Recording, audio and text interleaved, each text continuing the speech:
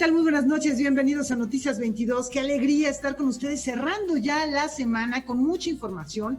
Vamos a platicar acerca de economía creativa, de Feria del Libro del Palacio de Minería y qué implica para la Ciudad de México el semáforo naranja en términos de consumo cultural, qué es lo que vamos a poder hacer. Además, cerramos la semana con Arturo Brennan y mirando músicas, como siempre, con broche de oro. Qué gusto estar con Rafael García Villegas y con Huemansin Rodríguez. Huemansin, ya te estás preparando para el fin de semana. Seguramente por ahí habrá teatro, literatura, cine, música y mucho que les vamos a recomendar, por ejemplo, aquí también en el programa. Así es, Laura. Yo estoy preparándome para visitar las galerías ya que están abiertas y ya muy pronto les tendré noticias de ese recorrido.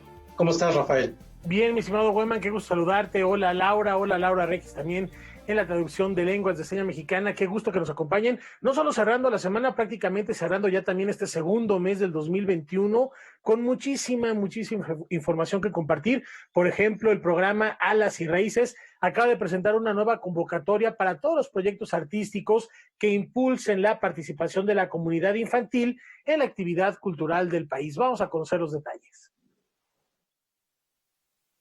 Con el propósito de crear una red nacional de agentes culturales en todo el territorio mexicano, Alas y Raíces invita a la comunidad artística a formar parte de su programación 2021. Es una invitación abierta a nivel nacional para que se sumen a los elencos, específicamente narradores orales, pero como narradores orales estamos pensando también raperos, trovadores, poetas, juglares, cualquiera que ejerza la palabra desde una perspectiva lúdica, cultural. Con esta convocatoria se busca generar contenidos para garantizar el acceso, participación y contribución de la población infantil en la vida cultural de México. Estamos invitando también a grupos artísticos, ¿no? Sobre todo presentaciones escénicas, pues teatro, títeres, música, con un perfil para niños, para niñas, para bebés, para adolescentes, y también promotores, talleristas, artistas, gente que esté llevando a cabo una labor en su comunidad o que tenga un proyecto de intervención cultural con bebés, con niñas, con adolescentes, con niños, en cualquier parte del país. Podrán participar profesionales de nacionalidad mexicana y extranjera mayores de 18 años, con residencia en territorio nacional y con propuestas en cualquiera de las 68 lenguas originarias o en español. ¿Dónde pueden encontrar esta invitación abierta? En la página de Alas y Raíces, www.alasyraíces.gov.mx, o en la plataforma Contigo en la Distancia, que es la plataforma de la Secretaría de Cultura para atención durante la pandemia. La convocatoria cierra el 14 de marzo. Noticias 22, Óscar Cortés. Bien, y continuamos con más información. Un día como hoy, pero de 1896, nace uno de los grandes referentes del muralismo mexicano, Fernando Leal. 125 años de su natalicio, lo recordamos con la siguiente semblanza. El triunfo de la locomotora, la edad de la máquina, el hombre de la tuna, campesinos con zarape y la fiesta del señor de Chalma, comisionada por José Vasconcelos para engalanar uno de los muros de la antigua Escuela Nacional Preparatoria, son solo algunas de las obras que nos legó el artista plástico Fernando Leal, pionero en la utilización de temas indígenas en obras monumentales que, a través de sus imágenes rurales de estas fiestas populares y tradiciones mexicanas, descolló como retratista del México profundo en los albores del muralismo mexicano. Nacido en la Ciudad de México el 26 de febrero de 1896, Fernando Leal se formó en la Academia de San Carlos y en la Escuela de Pintura al Aire Libre de Coyoacán, donde tuvo como compañeros a Gabriel Fernández Ledesma, Ramón Alba de la Canal y Fermín Revueltas. Fue en 1921 que José Vasconcelos lo invitó a trabajar en los murales de la Escuela Nacional Preparatoria, tras conocer una de sus obras, Zapatistas Descansando, una de las primeras escenas de la Revolución protagonizadas por indígenas armados con fusiles y pistolas. Asimismo, trabajó junto con Jean Charlotte en el cubo del segundo nivel del antiguo Colegio de San Ildefonso. Leal perteneció también al activismo cultural del Grupo 3030, fundado en 1928 e integrado por 30 artistas plásticos y escritores. En su manifiesto, el colectivo se proclamó como opositor de la decadencia académica y criticó los conflictos educativos de la Academia de San Carlos. Además del muralismo, Fernando Leal incursionó en diferentes formatos y técnicas como el grabado, la litografía y el óleo sobre tela. Se dedicó también a la docencia en la Academia de San Carlos y dirigió el Centro Popular de Pintura Nonoalco, con el objetivo de hacer accesible el arte a la clase trabajadora. A 125 años de su nacimiento, recordamos así a quien fuera uno de los primeros exponentes del muralismo, una de las grandes contribuciones culturales de México en el siglo pasado. Con información y texto de César H. Meléndez, Rodrigo Peredo, Noticias 22. Y los danzantes de Chalma en la Escuela Nacional Preparatoria, uno de sus grandes murales, una aportación muy importante de este pintor, hay que tenerlo presente. Bueno, les comentamos al principio del programa que la primera semana de marzo ya México, la Ciudad de México, inicia con semáforo naranja. ¿Qué significa esto? El gobierno de la Ciudad de México va a permitir la reapertura de diversos espacios, entre ellos espacios culturales, bajo medidas sanitarias muy particulares, controladas.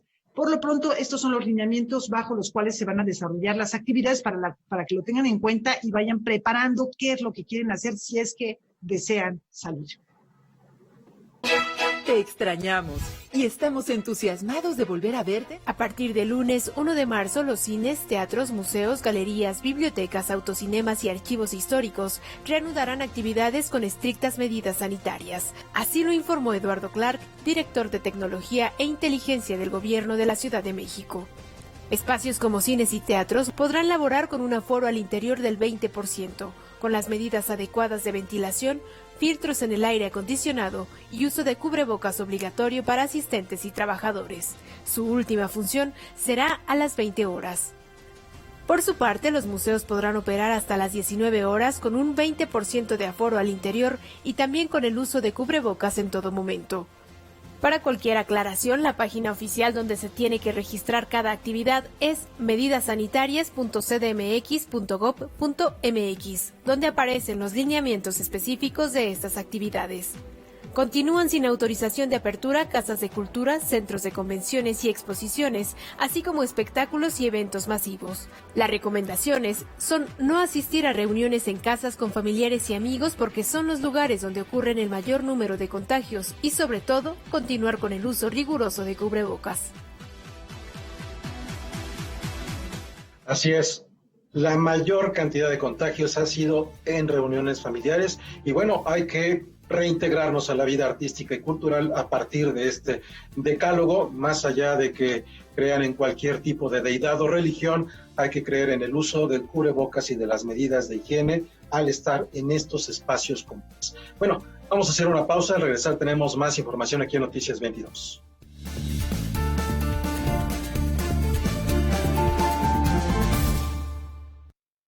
El 2020 fue el año del cambio, pero no del que esperábamos. Cambiamos nuestra forma de estudiar, trabajar y salir. Cambiamos para sobrevivir, para salir adelante. En unos meses estoy segura de que juntas vamos a cambiar a quienes hoy están tomando malas decisiones, porque ellos no cambiaron. Se quedaron en el pasado y eso le está haciendo mucho daño al país. Sigamos cambiando por el bien de México. Es momento de comenzar la evolución mexicana. Movimiento Ciudadano. En el PRI queremos que México crezca, que las mujeres vivan seguras, que los jóvenes sigan estudiando, que las y los mexicanos tengan salud, medicamentos y estabilidad. En el PRI trabajamos por las mujeres, por los jóvenes, por los estudiantes, por los adultos mayores, por las familias de México. PRI, el Partido de México. Ya inició el proceso electoral 2020-2021. Y en el Tribunal Electoral de la Ciudad de México, protegemos tus derechos político-electorales respetando todas las medidas de seguridad sanitaria. Con el fin de brindarte la atención que mereces de forma segura, habilitamos la modalidad a distancia. Llama al 55 53 40 4600. En caso de que nos visites, te invitaremos a seguir los protocolos de salud. Tribunal Electoral de la Ciudad de México, garantizando justicia en tu elección.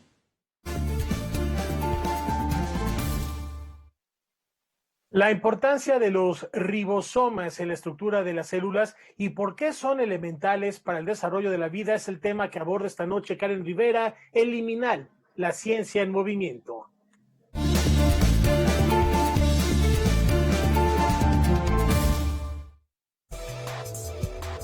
¿Qué tal? Qué gusto saludarlos en Liminal, la ciencia en movimiento. Todos hemos escuchado hablar del ADN como el indiscutible protagonista de la genética. Sin embargo, para que esta molécula cumpla su función en la sucesión de reacciones químicas, es importante un personaje principal: el ribosoma. En la sección de hoy, el químico y divulgador científico Martín Bonfil nos habla de este elemento importante para entender las bases de la vida, al que el Premio Nobel de Química Venki Ramakrishnan llamó la máquina genética. La piel, el cabello, los músculos y el cuerpo de los seres humanos son estructuras fabricadas por las miles de proteínas que habitan cada una de las células del organismo. Las personas son delineadas a partir de su ADN y los genes almacenados en los núcleos de sus células son los encargados de dictar las instrucciones para la producción de proteínas. Pero, ¿cuál es la función del ribosoma en este proceso químico? La función del ribosoma es tomar esa información genética que sale del núcleo, donde está almacenada en forma de ADN, ácido desoxirribonucleico, se exporta esa información en forma de ARN, ácido ribonucleico, como el de los coronavirus, por ejemplo, pero aquí es un ácido ribonucleico humano, y ese ácido ribonucleico, los ribosomas lo leen y fabrican la proteína obedeciendo las instrucciones que están escritas en ese ARN mensajero, como se llama. Todas las células tienen complejos moleculares de aproximadamente 500,000 de átomos cada uno, que se encargan de descifrar la información genética y crear las proteínas que especifica el gen. Estos complejos son los ribosomas. En realidad, el ribosoma funciona como una fábrica que traduce el plan de los genes y lo convierte en producto. En este caso, el producto son las proteínas, y sin ellas, la vida no sería posible. El ribosoma es considerado una máquina genética porque elabora moléculas con gran precisión, alta velocidad y con control de calidad. Tiene que contar con un mecanismo de corrección de errores para no cometer errores y no fabricar proteínas incorrectas que no vayan a cumplir su función.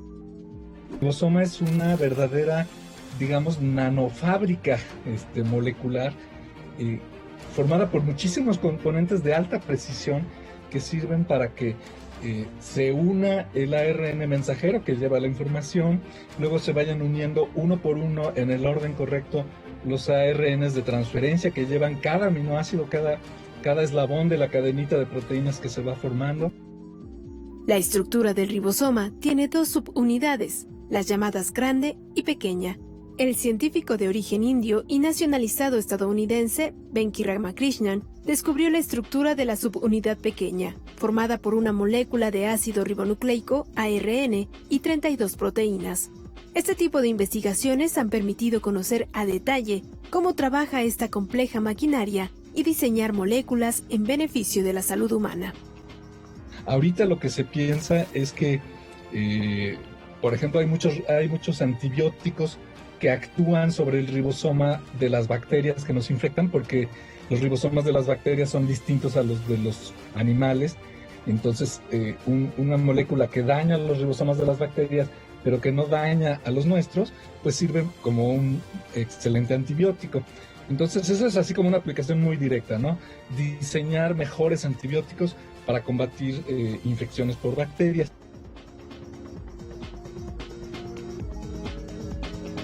El ribosoma se ha conservado a través de la evolución y los hallazgos de su estructura abrieron las puertas para un replanteamiento del origen de la vida a través de la hipótesis El mundo del ARN. La carrera por conocer los secretos de esta molécula puede conocerse en el libro La máquina genética de Venki Ramakrishnan, una publicación de editorial Grano de Sal que nos invita a descubrir lo que el Premio Nobel llama un nuevo continente. Hasta aquí la información. Hasta la próxima. Continuemos con ciencia. Desde finales del año pasado, cuando se empezó a dar a conocer el hecho de que ya había vacunas, algunas personas, grupos, incluso científicos han puesto en duda la efectividad de estas vacunas contra el COVID-19 por la velocidad con la que se han desarrollado en diversas partes del mundo. Frente a esta duda y con el objetivo de saber cuáles son las realidades y los mitos en torno a este tema de las vacunas contra el COVID, la Feria Internacional del Libro del Palacio de Minería va a presentar una conferencia con la investigadora Susana López Charretón.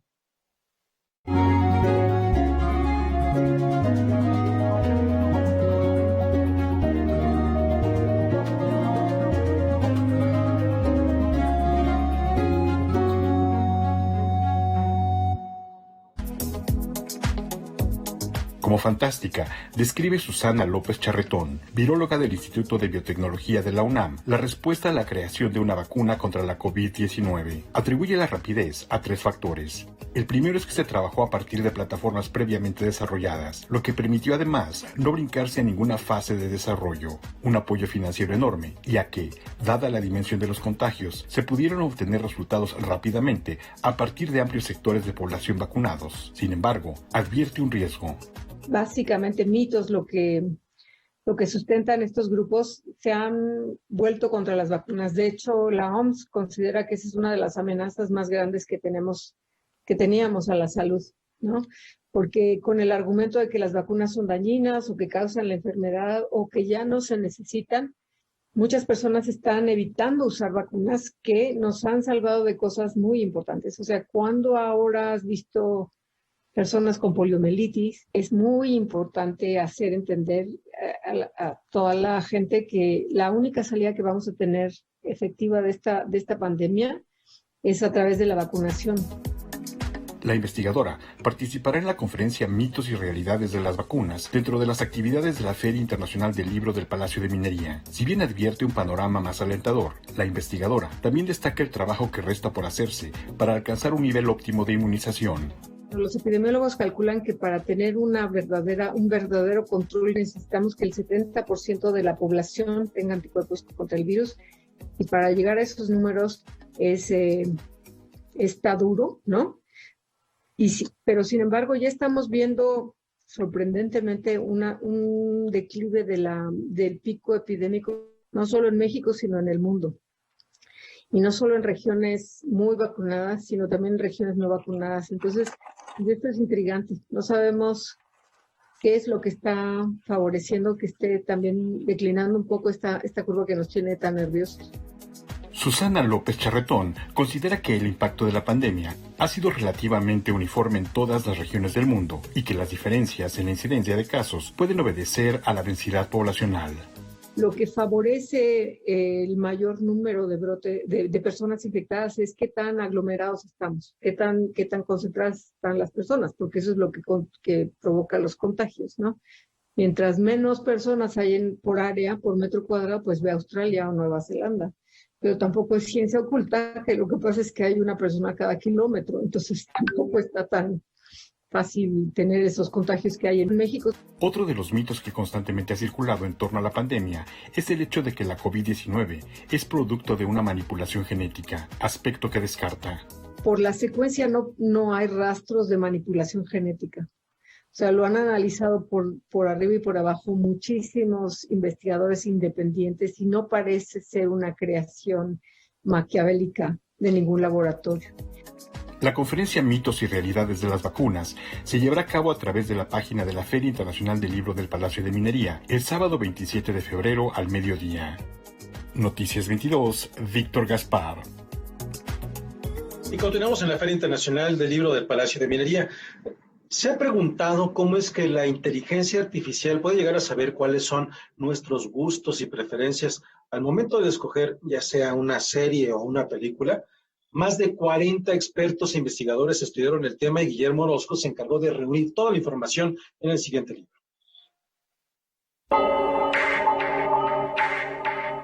En la actualidad, la comunicación televisiva y audiovisual tienen herramientas que les permite almacenar, evaluar y sugerir contenido debido a los algoritmos que produce la inteligencia artificial. Son herramientas que fueron analizados por más de 40 expertos, investigadores y periodistas que participaron en el seminario organizado por TV Morfosis durante la FIL de Guadalajara 2019. Esas ponencias e investigaciones fueron compiladas por el Dr. Guillermo Orozco para ser publicadas en el libro Inteligencia Artificial en Contenidos Audiovisuales. La inteligencia artificial está desde en la producción de contenidos audiovisuales, en la transmisión y en la recepción de esos contenidos. A lo largo del libro se exploran las amenazas y oportunidades que dispone esta tecnología, haciendo énfasis en los desafíos para el periodismo. Hay algunos artículos que hacen hincapié en 2 o 3 puntos muy importantes. Por supuesto, hay muchos más importantes, pero uno de los autores enfatiza las fake news, que gracias a la inteligencia artificial se presentan como creíbles. Otro de los autores enfatiza el relato periodístico. Para interpretar un acontecimiento, en lugar de quebrarse la cabeza y ver y investigar y tomar datos y a qué se debió que hubo esta pelea callejera, simplemente se va al algoritmo y el algoritmo dice qué fue lo que pasó y qué es lo que va a pasar. Entonces el periodismo centauro inhibe la participación ciudadana en los acontecimientos normales que día con día se suceden en las ciudades. Y bueno, luego hay también la inteligencia artificial interviniendo en la manera de recepcionar los contenidos televisivos. Nosotros podemos ya en los televisores apartar, incluso le podemos preguntar a las pantallas más nuevas televisivas, oye, ¿qué me recomiendas para hoy? ¿Qué tienes en tu menú que me puedas decir que puedo ver? Dime noticias, dime películas y dime videos. Estos cambios en las plataformas digitales y televisivas son algunos de los retos que tratan los especialistas en este ejemplar que está disponible en formato físico y digital. En definitiva, este libro es una probada de lo importante que es la combinación audiovisual, inteligencia artificial, para que sigamos investigando y leyendo más, por supuesto, este libro, pero otros más y otros artículos sobre este tema que llega para quedarse por mucho tiempo. Y hay que entenderlo y también hay que beneficiarse de ese tema. Noticias 22, Óscar Cortés. Y cambiando de tema, estamos a unos cuantos meses del inicio del Festival Internacional de Cine de Monterrey.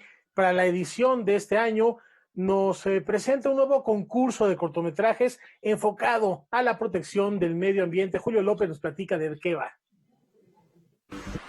El Festival Internacional de Cine de Monterrey inicia con los preparativos para su 17ª edición.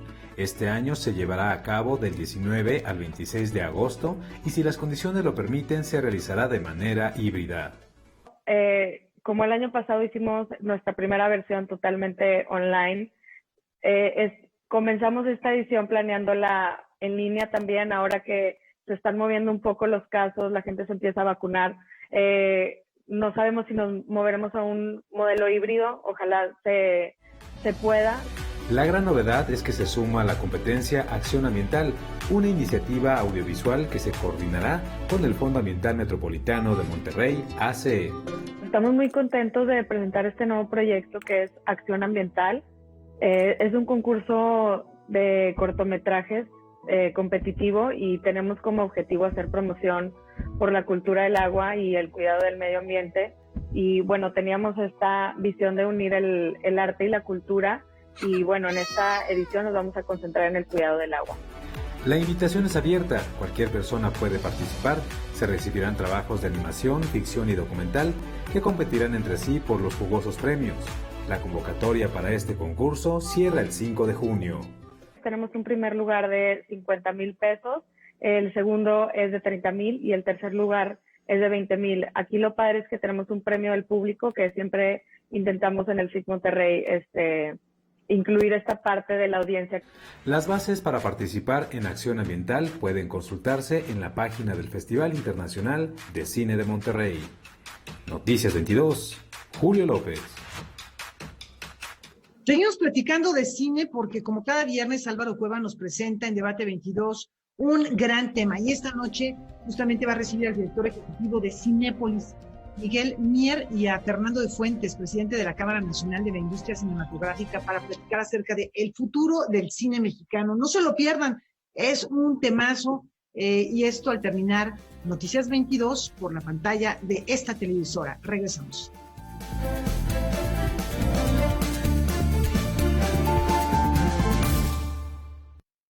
Ahora asistente electoral. Y quiero contarte que en México son las y los ciudadanos quienes reciben y cuentan los votos de sus vecinos.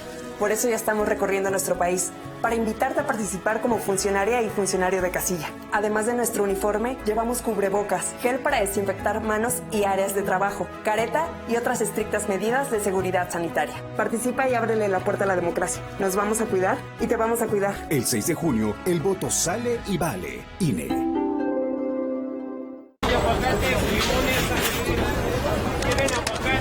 Son 137 pesos.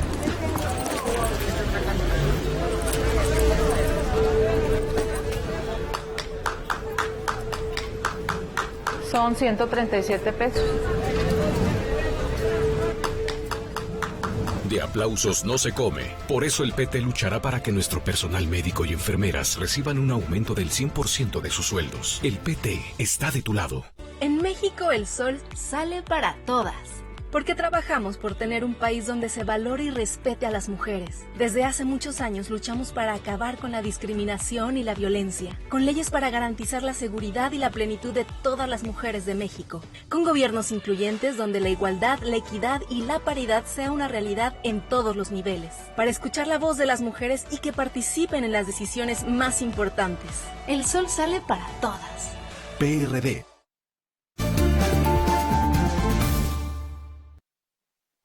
Continuamos aquí en Noticias 22. El año pasado, el Instituto Nacional de Antropología e Historia y la Cátedra Carlos Monsiváis convocaron a jóvenes mexicanos que quisieran narrar el confinamiento a través de la crónica.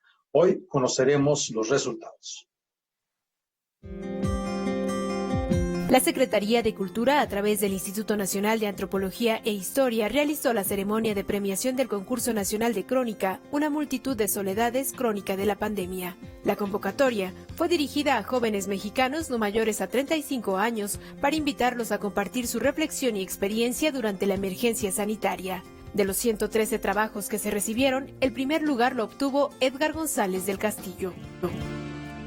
Edgar González del Castillo nos envió un excelente trabajo que tituló por etapas. La etapa 1 la tituló Prevención e Infectividad. La etapa 2 la tituló Sintomatología y Diagnóstico. Y la etapa 3 la tituló Tratamientos y Secuelas. Después de no trabajar textos más allá de 10 páginas durante varios años, regresé al teclado. Primero por necesidad y luego con gusto. Con necesidad de sacar todo lo que me estaba atravesando a mí y a los míos, y después con gusto por registrar todo el sangoloteo interno y externo por el que pasábamos esos meses en mi casa, en mi barrio, en la ciudad y en el país. El segundo lugar fue para Miguel Ángel Teposteco Rodríguez por su crónica COVID de Iztapalapa para todo el mundo. Y el tercero para Gloria Miroslava Calleja Sánchez con el texto COVID-19, un retrato familiar. Queríamos agradecer su participación en este concurso nacional a todos los jóvenes que entraron. Concurso convocado, como ya dije, por la Cátedra Monsiváis de la Dirección de Estudios Históricos del INAH.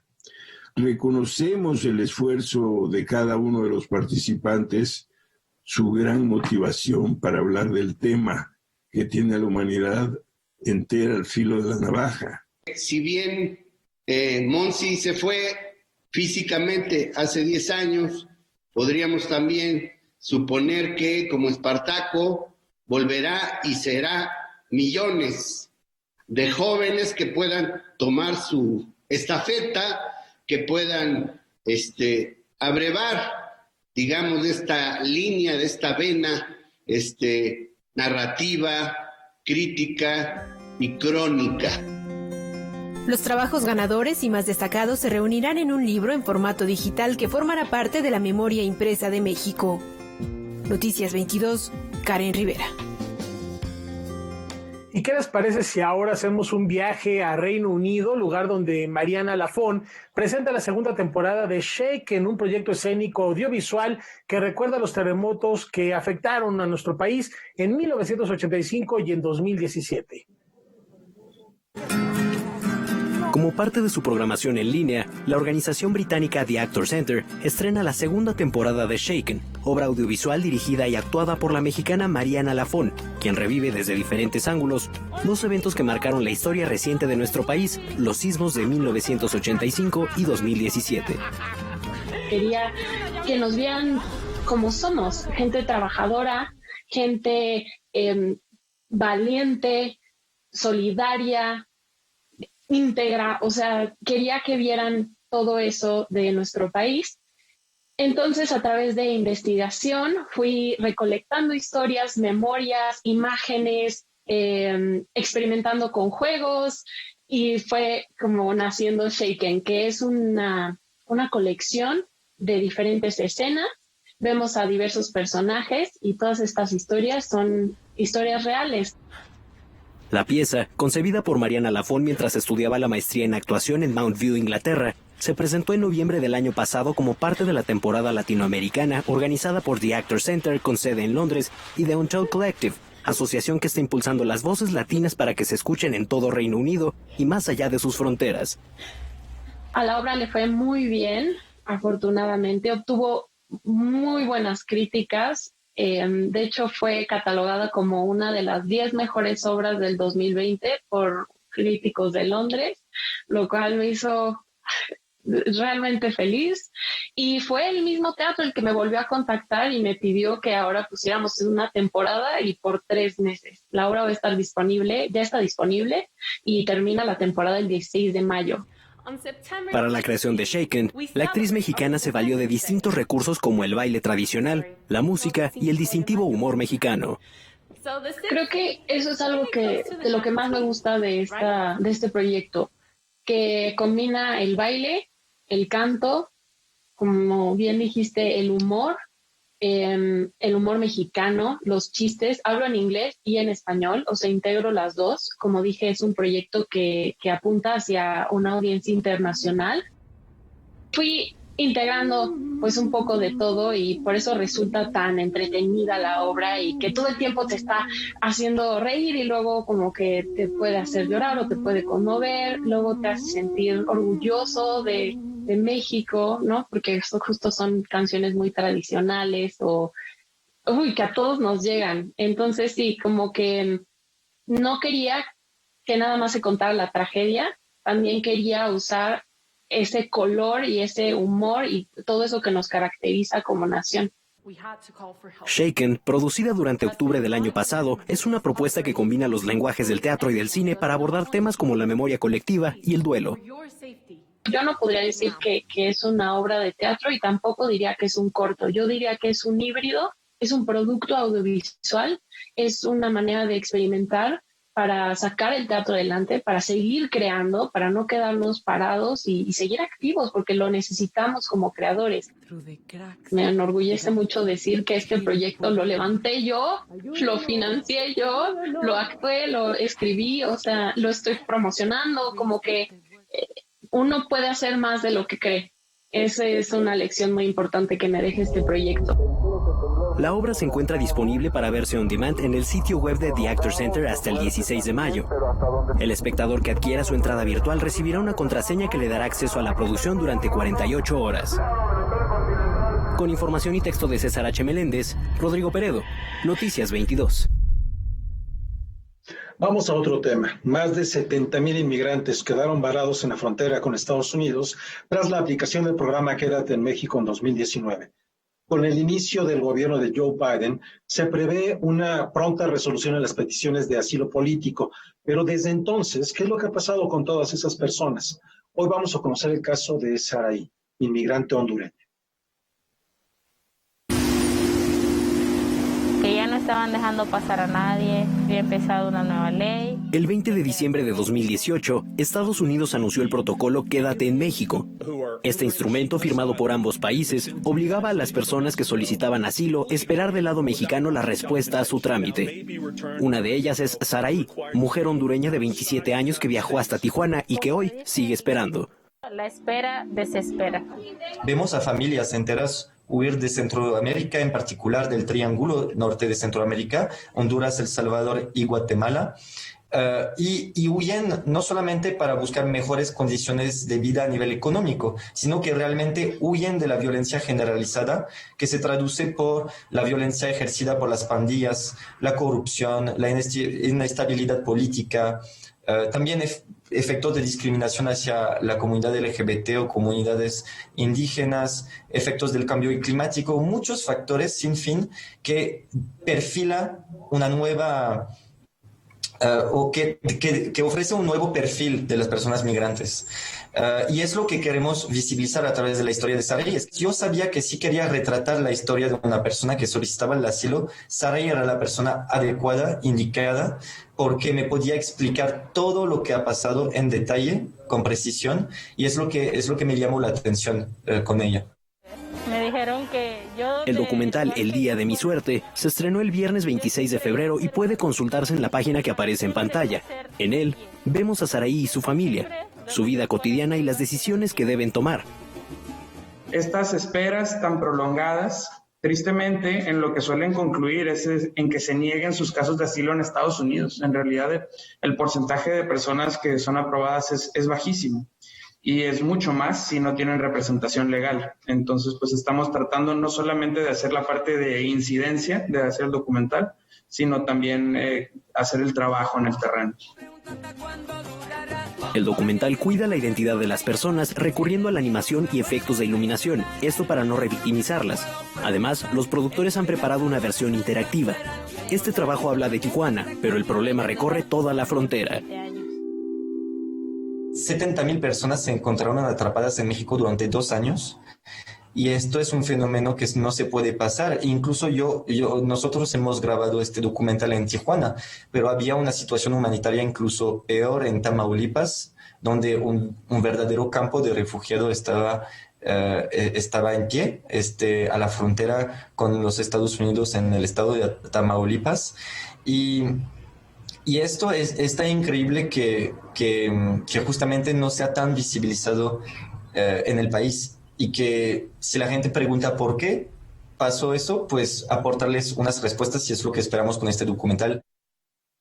Y en términos de asilo, ahí sí creo que la administración anterior le dejó, pues digamos, destruida la estructura a la administración Biden, completamente atrasado el sistema, sin recursos las oficinas para el procesamiento. Entonces lo que vamos a ver en este próximo año es cómo lentamente ellos tratan de reconstruir su sistema de asilo, ¿no? Ahora están procesando a las personas con casos activos de MPP, son alrededor de 25,000. Creemos que eso va a tardar entre unos 4 y 6 meses en procesamiento, pero digamos, esa es solamente la punta del iceberg, porque después está la gente que está en la lista de Metering, que era la lista previa para anotarse al MPP, y también donde se incluía personas mexicanas solicitantes de asilo. Y adicionalmente, las personas que están tratando de emigrar, que no tienen perspectiva de pedir asilo y que también están aquí en la frontera. Con información y texto de Alberto Aranda, Rodrigo Peredo, Noticias 22. Lo que tenemos a continuación de algún modo continúa con este tema de la invisibilización de ciertos grupos, de la discriminación. ¿Qué tan vigente es el mito que involucra al bello Narciso y a la ninfa Eco, que se enamora de él según la mitología griega? Vamos a verlo en el Museo Universitario Arte Contemporáneo. Psicóloga pero interesada en la academia y la producción artística, Grada Quilomba ha trabajado el performance, la danza, teatro y música para abordar los problemas de la sociedad como el racismo. A veces nos cuesta decirlo, pero sí, el racismo en su palabra propia, y cómo habitamos una sociedad postcolonial con unas estructuras y unos remanentes y unos patrones discriminatorios en lo racial, ¿no? Cómo sigue habiendo una blanquitud, lo que implica en ese término, sigue hablando de una negritud, y cómo vamos repitiendo unos moldes coloniales y unos patrones de violencia sistémica casi en lo racial. Illusion Volumen 1, Narciso y Eco, video que actualmente presenta el MUAC, nos muestra la historia de estos dos personajes. Él queda prendido por su reflejo y ella es castigada y condenada a repetirse. Lo que hace Grada a través del mito griego es cuestionar la blanquitud y colonialismo en el que vivimos, aceptamos, fomentamos y repetimos, aunque sabemos que está mal. Grada es muy crítica no solo con Narciso, sino también con Eco.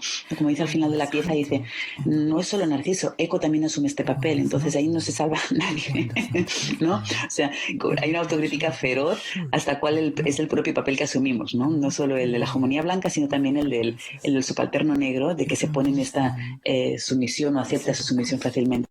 hay un trabajo de la memoria, un trabajo de asumir cuál es nuestra posición. De hecho, interpela al espectador directamente, ¿no? Y le dice, hay una doble ignorancia, una triple ignorancia, el que no sabe, el que no quiere saber o el que cree que no sabe.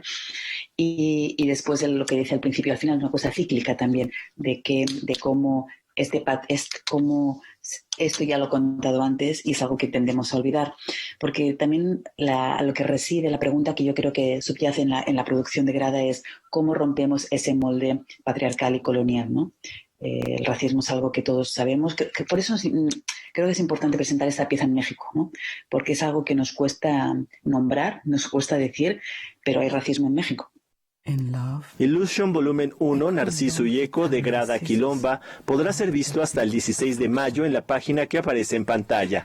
Esta producción es la primera parte de 3 entregas que hizo la artista. Las otras abordan el mito de Edipo y Antígona y a partir de ahí reflexiona sobre la invisibilidad, las políticas de la representación y nos cuestiona cómo es la sociedad actual. Noticias 22, Alberto Aranda. Vamos a hacer una pausa y al regresar ya está por acá Juan Arturo Brennan. Es viernes de Mirando Músicas.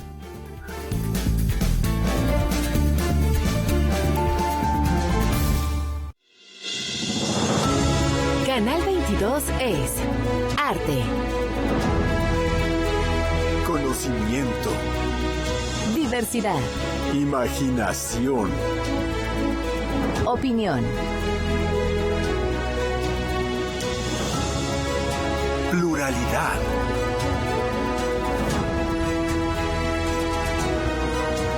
Diversión. La revista Telemundo Cine posicionó a Canal 22 como el canal de televisión abierta de mayor preferencia por los líderes de la industria audiovisual en México. Asimismo, el Reuters Institute de la Universidad de Oxford, Inglaterra, ubicó a Canal 22 como la televisora más confiable del país. Anúnciate y sé parte de la comunidad de Canal 22. Comercial @canal22.org.mx.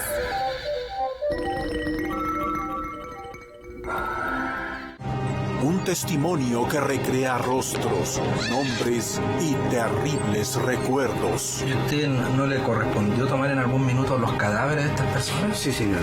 Él es el único registro para hacer justicia. Usted quiere los nombres directos de los torturadores.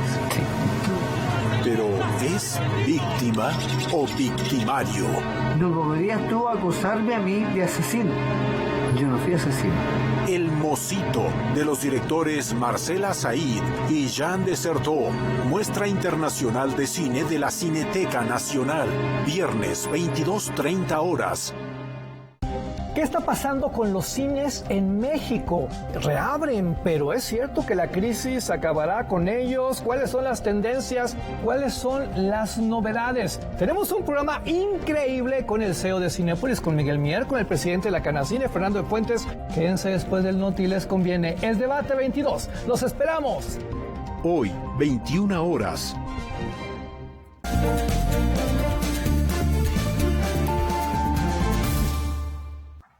Hoy por una cuestión de logística no me pude poner el sombrero porque después de revisar la música que preparó Juan Arturo Brennan para esta noche me apareció algo aquí arriba. Descubramos de qué se trata en Mirando Músicas.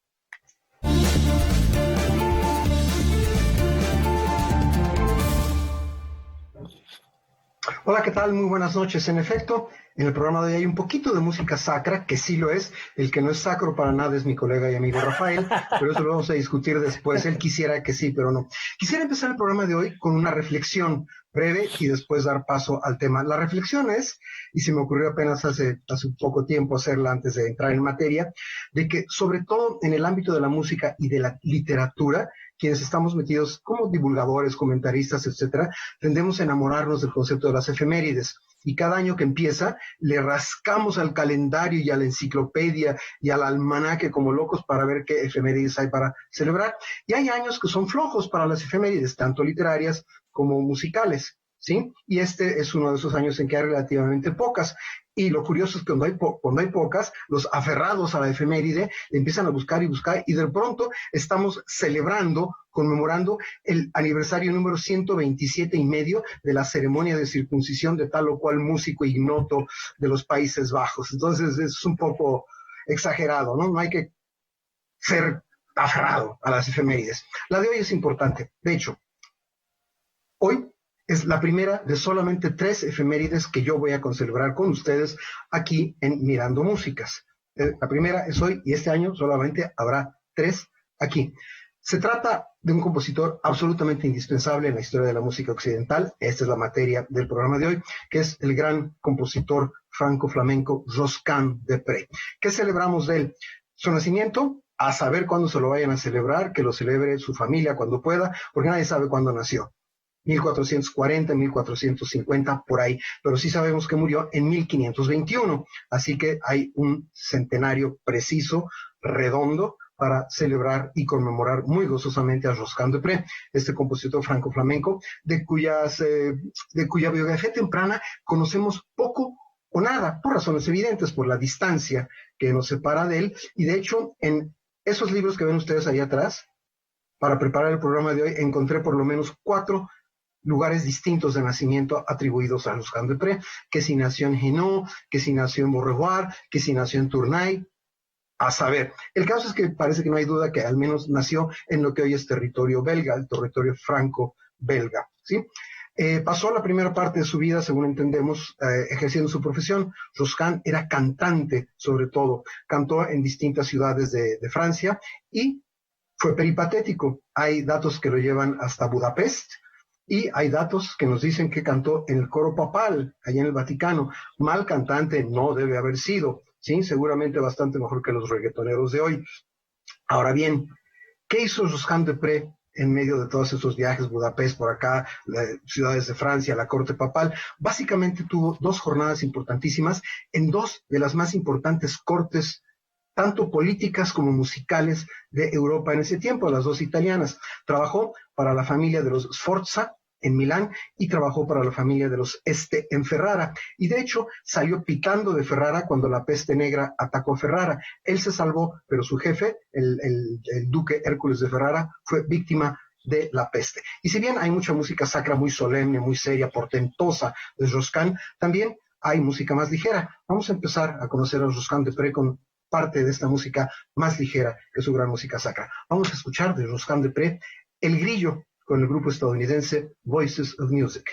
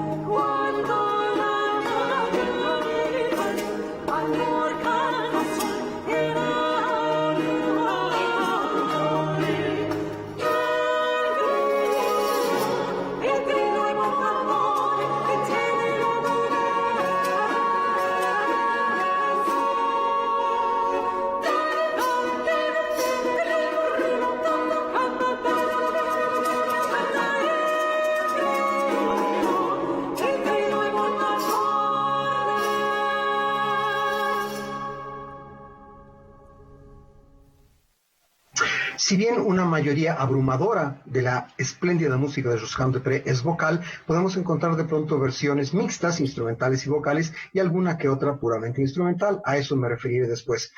El catálogo. ¿Qué tiene el catálogo de Josquin des Prez? Tiene una cantidad bastante notable de música, paréntesis, y hay mucha otra música que durante mucho tiempo le fue atribuida a Josquin y que recientemente los musicólogos han averiguado que no es de él. ¿Por qué? ¿Por qué las atribuciones tan numerosas de música a Josquin, que no era de él? Por una sencilla razón, era tan bueno el tipo que su música se distribuía por toda Europa y mucha gente lo copiaba y lo imitaba. Entonces, de ahí que haya tanta música falsamente atribuida a él. Dicen que la imitación es la mejor forma de halago, y en el caso de Josquin de Pré, esto es totalmente cierto. ¿Qué es lo fundamental en Josquin? Misas, fragmentos de misas, motetes y chansons. Hay algunas otras cosas como fortolas y cosas así, pero misas, fragmentos de misas, motetes y chansons hacen lo fundamental de su producción. Y los catálogos, ver un catálogo de Josquin es una cosa interesante, porque si ustedes encuentran un catálogo donde se desglosan esas obras atribuidas a él, que no son de él, y con la nota de a qué compositor se atribuyen, verán ustedes que al menos están en muy buena compañía. A propósito de buena compañía, dicen los especialistas que analizan la música de aquel tiempo, digamos del medievo y de la transición del medievo al renacimiento, que el nombre de Josquin está arriba, como si fuera el hit parade, está en el top 5 de la música de su tiempo, con nombres como los de Tomás Luis de Victoria, de Guillaume Dufay y Giovanni Pierluigi da Palestrina. Es decir, vamos, no es que se haya codeado con ellos, pero su música está considerada de ese nivel y es de ese nivel o más. Mencionaba yo que de pronto puede haber música instrumental o versiones instrumentales de la música de Josquin, y lo que sigue es una muy buena muestra de eso. Les ofrezco esta versión deliciosa de este espléndido grupo instrumental holandés que se llama Seldom Sing, de la pieza La España de Josquin de Pré.